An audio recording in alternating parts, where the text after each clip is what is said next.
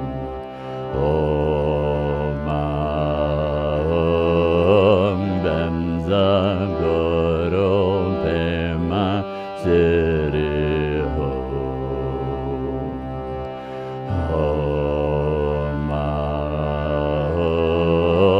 Benza Guru Pema Siddhi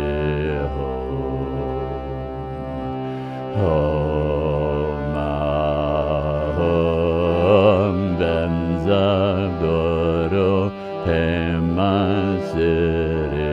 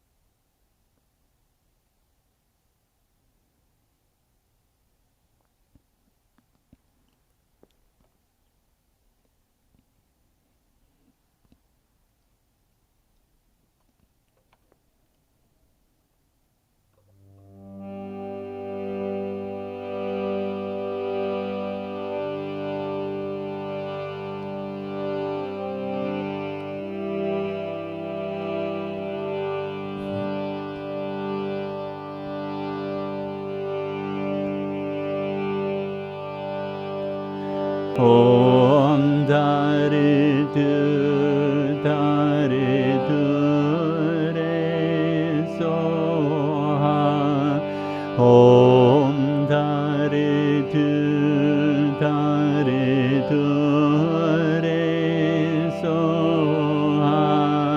Om Tare Tuttare Ture Soha. Om Tare Tuttare Ture Soha. Om Tare Tuttare Ture Soha. Om Tare Tuttare Ture Soha. Om Tare Tuttare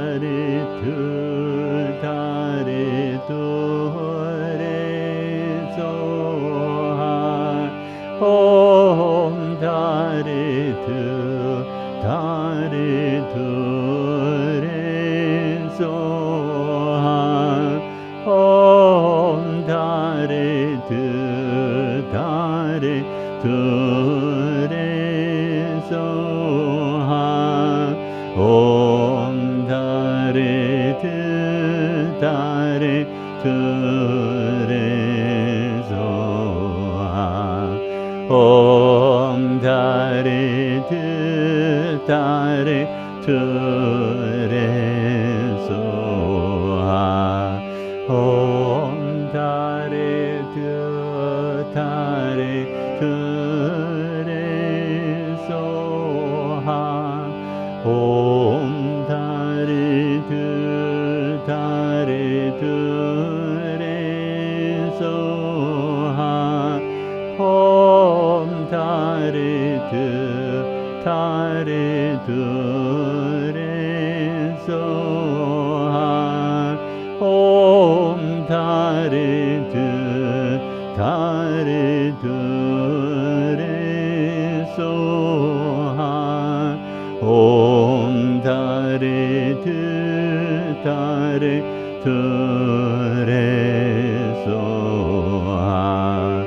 Om Tare Tuttare Ture Soha.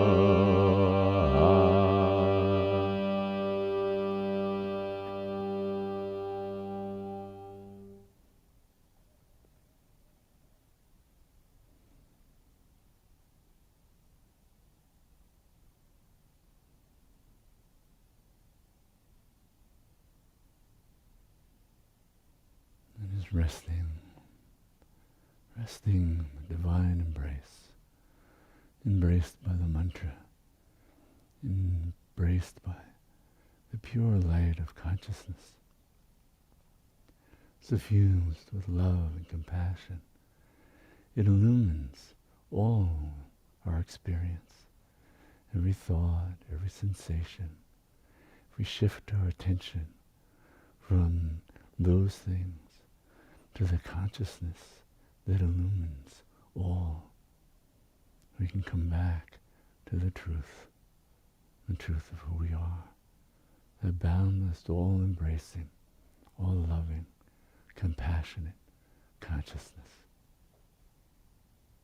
Rest there.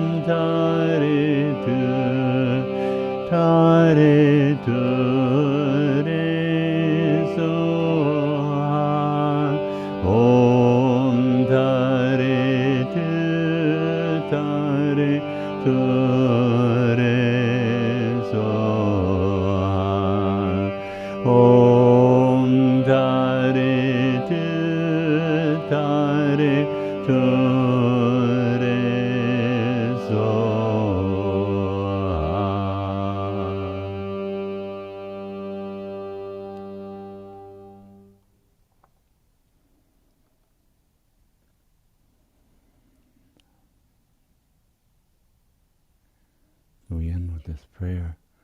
And may all our practices truly benefit everyone. And may all beings know complete freedom from suffering. Namaste.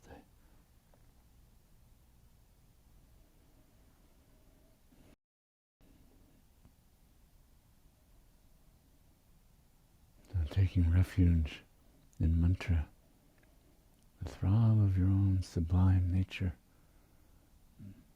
to bring us home, to carry a wave of our own true and highest nature, so we can come back to it over and over again by coming back to mantra in the midst of everyday activities, driving, sitting, eating, doesn't matter.